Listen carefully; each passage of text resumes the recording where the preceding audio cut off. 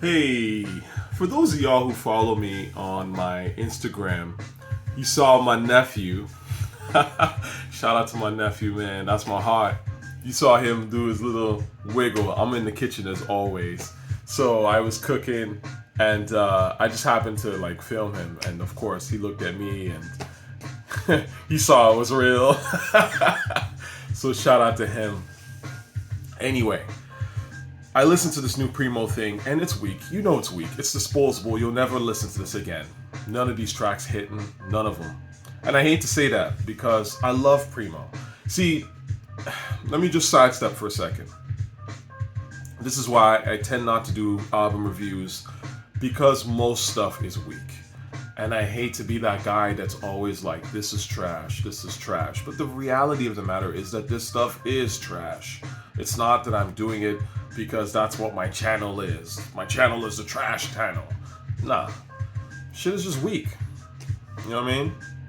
The beats don't hit. The rhymes are kind of whatever. You know what I mean? And it's sad coming from Preemo especially because, again, Preemo is my favorite producer ever. I've said this for decades. Preemo got me into rap in a major way. I remember first hearing The Militia. The Militia was the joint that did it for me when it came out. And I was like, who the fuck made this beat? And ever since then, ever since 1988, I have followed just about everything DJ Premier has ever recorded. I've heard 99% of DJ Premier's discography. And he has hundreds of incredible beats. Hundreds. That's on some other shit, okay? That's not normal. So, of course, I'm used to a certain quality level with him, okay? And look, you slow down eventually in life. I'm not expecting him to still be dropping exactly what he was dropping in 93 or whatever. But I do expect these to knock because, look, even as of 2012, 2013, when he did Unorthodox with Joey Badass, that's a mid-tier Preemo beat. And that beat, it's a hot beat. But that's what I'm saying. That's Premier, like, way after the fact, right? Because Premier was so dope with it. So this stuff, nah, didn't do it for me at all, man. Just is what it is. It's not my cup of tea. Again, where's the bass? Where's the... I remember I was listening to the Nas one, Beat Breaks, and because of the way YouTube works, right after Beat Breaks, it just automatically went into Mass Appeal. And I was just like, yeah, this is what I want to hear. Like, you know what I mean? And even though I've heard Mass Appeal a gazillion times, the beat is so powerful that I just listen to it all over again. You know what I mean? So, yeah, these records are not hot. Someone in the comment section mentioned that it sounded like Preemo was biting LP on the Run the Jewels song. I have to agree. And this is not new, actually. I feel like Preemo has done this once or twice, where he's done a beat that LP has done, kind of like in that style. I have no idea why, because again, LP is a super far cry from Preemo. So I have no idea why he would like look at something that LP, whose stuff in general tends to be pretty rhythmless. No disrespect to LP. And I don't know why he's like trying to imitate that shit. Maybe it's just a challenge for him. He's like, how can I turn this rhythmless shit into something? I don't know. It's interesting to me also that Preemo, for a long time, kept his style. And I think that was actually genius on his part because I'm sure he had a lot of pressure to switch it up. And he didn't really switch it up. He did the scratches, right? That kind of Marley Marl thing that he took to another level. The hard drums and the scratch chorus, he kept that up forever. And I'm telling you, back in the day, I bet you with all the sounds and new sounds that hip-hop was coming, the Timbalands, who all look up to Preemo, by the way.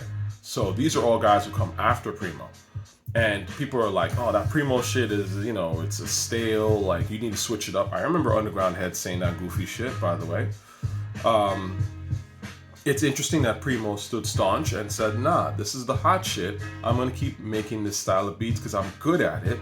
I'm amazing. I mean, I'm arguably the best that ever did it at this style and continue to do that. And I think that's the genius of Preem. And Preem, I respect that Preem stood his ground and did that because it really carried him like crazy right? If you look at someone like Pete Rock, and no disrespect to Pete Rock, but Pete Rock switched up his drums after a while. It was like weird. Towards the late 90s, into the early 2000s, heads know what I'm talking about. Pete Rock started to like change his style a little bit, and he stopped using like, I don't know if it's the SP1200 or whatever that he was using. And there's a certain Pete Rock, you know what I mean, that his beats had, and they went out the window. And in my opinion, Pete fell off, right, because of that. So it's important that Preemo actually did keep his style. But what I'm saying is that it's fascinating that in the era where shit was really competitive, Preemo actually kept his style, right? And in this era now, where it's all about dick riding and celebrity, and Preemo is super famous and super respected, and people are begging Preemo to keep his style, Preemo switched it up. Just the irony of life, huh? Yeah, there was somewhere in the mid 2010s, I feel like 2013-ish, 2014, the beat started to get a little weaker. Preemo started to experiment a little bit, you know, with Prime and some of that stuff. And a lot of that stuff is just not good, in my opinion. That's just the honest truth. I don't like a lot of those songs. In fact, I'm trying to think beat-wise from unorthodox era to now. Maybe The Plug with Papoose is kind of like the only beat that I'm like okay with, but even then I don't listen to that shit. You know what I mean? So, anyway, Nas sounded okay, but it's throwaway rhymes. Nas is a genius. Preemo's a genius. These guys can make decent-ish sounding records in their sleep. Doesn't mean that they can make great shit in their sleep necessarily. You know, that takes a little bit more effort. I wish there was more effort in this. The Slick sounded pretty cool. You know, he sounded pretty decent. Shout out to Slick Rick, one of the idols. Love for Slick Rick, man. Amazing rapper. Lil Wayne had no business being on that song, in my honest opinion. That's more clout chasing, more props chasing on Wayne's part. It's fine. It is what it is. He has to do that. He's a pop artist. His catalog is looking kind of weak out here. Like, not kind of weak. It's looking mad weak. So he has to try to validate that Greatest Alive shit. So he stands in a room and raps with other rappers who are actually among the greatest alive. It keeps the narrative up. But again, that narrative is done. Nobody really, really cares. What were the other ones on this? The Remy and Papoose. I never made it enough into Papoose's verse, respectfully. So I don't know if he killed it or not. The beat sucked, so who cares, right? And Run the Jewels, I listened to a little bit of it, but again, don't care.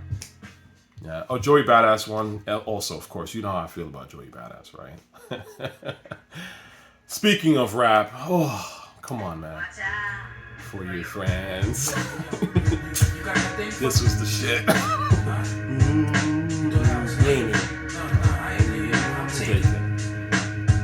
You understand?